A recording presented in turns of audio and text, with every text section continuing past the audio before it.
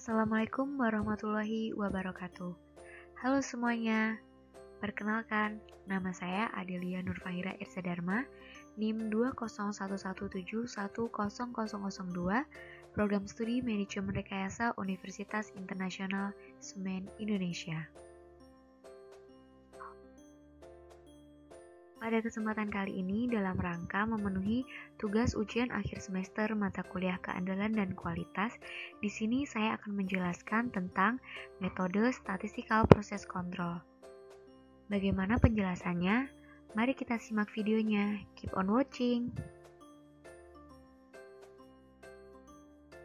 Nah, sebelum kita memulai ke studi kasus, hendaknya kita harus mengetahui apa itu metode SPC. Sebenarnya apa sih metode SPC itu? Menurut Triaji tahun 2007, pengendalian proses statistik adalah suatu terminologi yang digunakan untuk menjabarkan penggunaan teknik-teknik dalam memantau dan meningkatkan performansi untuk menghasilkan produk yang berkualitas. Di dalam metode SPC itu ada 7 alat statistik yang biasanya digunakan. Yang pertama ada diagram Pareto, yang kedua ada diagram sebab akibat, yang ketiga ada diagram sebar, yang keempat ada diagram batang, yang kelima ada lembar periksa atau check sheet, yang keenam ada peta kendali atau control chart, dan yang terakhir ada diagram alir atau flow chart. Nah, di pembahasan kali ini kita akan menggunakan yang pertama ada diagram sebab akibat, yang kedua ada histogram atau diagram batang, lalu selanjutnya ada check sheet, dan yang terakhir ada peta kendali. Jadi di sini saya mengambil datanya itu dari sumber jurnal yang berjudul Analisis Pengendalian Kualitas Kemasan Botol Plastik dengan Metode Statistical Process Control di PT Sinar Sosro KPB Pandeglang oleh Sri Mukti Wirawati tahun 2019. Nah, jadi ini merupakan lembar periksa atau check sheet dari jenis kecacatan produk ya. Ini yang pertama di lembar check sheet ini ada jumlah produksi dalam satuan juta, ada jenis cacatnya yaitu botol penyok, tutup botol cacat, dan label cacat, ada jumlah kecacatannya serta presentase produk cacat. Jadi yang pertama untuk menghitung presentase cacat per bulan itu dirumuskan seperti ini, yaitu jumlah cacat dalam 1 bulan dibagi jumlah produk dalam 1 bulan dikali 100%, itu untuk menghitung bagian ini. Yang selanjutnya yaitu presentase cacat terhadap produk, itu dirumuskan yaitu seperti jumlah total cacat dibagi jumlah total produk dikali 100%, ini untuk menghitung bagian ini. Dan yang terakhir ada presentase cacat keseluruhan terhadap cacat dari botol penyok, tutup botol, dan label, itu dirumuskan seperti ini, yaitu jumlah cacat botol penyok dibagi jumlah total cacat produk dikali 100%, ini untuk menghitung bagian yang ini. Selanjutnya dari lembar periksa atau check sheet yang ini tadi itu dibuat menjadi diagram batang atau histogram seperti pada gambar ini. Dari histogram ini dapat dilihat jenis cacat yang paling sering terjadi adalah cacat botol penyok sebanyak 18.000 dengan presentase sebanyak 62%. Selain itu defect pada tutup botol sebanyak 8.514 dengan presentase sebanyak 29,50%, dan cacat pada label sebanyak 2.366 dengan presentase sebanyak 0,85%.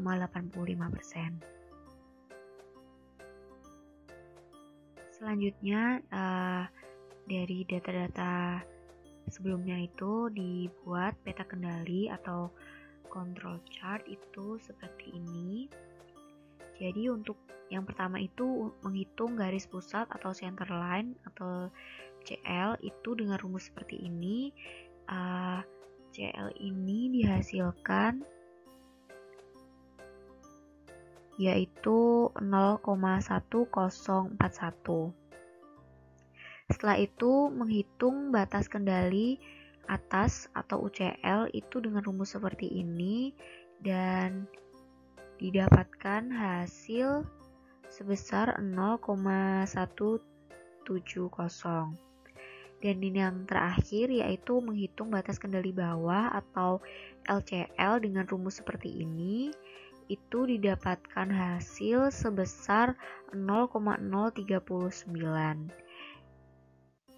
Jadi dari peta kendali ini kita dapat melihat bahwa masih dalam batas kendali, seperti itu. Selanjutnya akan dibuat diagram sebab akibat seperti ini. Jadi produk itu mengalami cacat itu disebabkan dari beberapa faktor. Yang pertama ada faktor manusia, yaitu disebabkan lalai dalam menjalankan tugas dan juga melakukan pekerjaan itu tidak sesuai dengan keahlian. Yang selanjutnya ada mesin, ada disebabkan breakdown mesin, spare part yang aus, dan juga settingan mesin yang kurang pas. Yang selanjutnya ada metode. Jadi metode yang tidak sesuai dengan komposisi dapat menyebabkan kecacatan pada produk. Maka dari itu diperlukannya metode yang sesuai agar tidak terjadi kesalahan saat mengolah komposisi produk. Jadi usulan yang diberikan yaitu operator harus lebih teliti agar tidak terjadi kesalahan komposisi saat proses produksi. Yang selanjutnya disebabkan oleh lingkungan.